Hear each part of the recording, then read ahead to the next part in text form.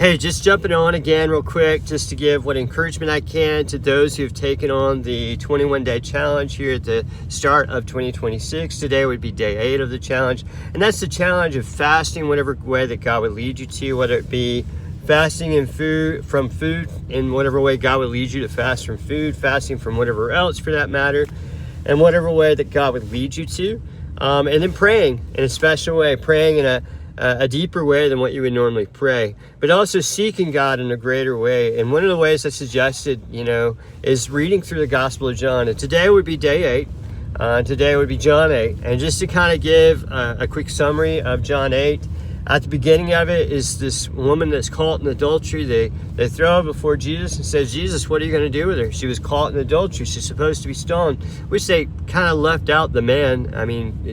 Anyway, they didn't bring the man. They're both supposed to be stoned according to the law. But Jesus says, you know what? I tell you what. The very first one of you that has no sin at all, you come, pick up the first stone and throw the first stone at her. And he's down there writing in the dirt. Who knows what he's writing? We don't know. But they walk up. Maybe they look down at what he's writing and they walk away.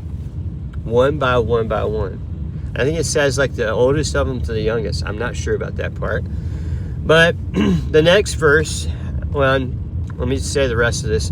He tells the woman to go and to sin no more. And then the next verse, verse 12, Jesus says, I am the light of the world. Those who follow me will never have to walk in darkness ever again.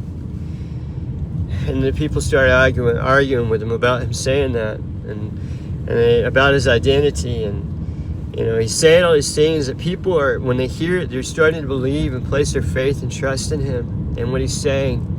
And he says, those who practice my teachings, they will know the truth, and the truth will set you free. A very misquoted Bible verse, by the way, or misinterpreted anyway. And then he says after that, and he who the Son sets free, he is free indeed. What an awesome thing. To be free in the way that only the Son can set you free. The Son, Jesus Christ, that is. And then he says, those who follow me, they will live forever. And they're like, what are you, better than Abraham? And Jesus says, before Abraham was, I am. And before that, he said, when the Son of Man is lifted up, talking about himself, you will know that I am he. And he's referring to his crucifixion. But there's this emphasis on the fact that he is the I am of the Old Testament. Jesus Christ. Trust him today if you haven't already.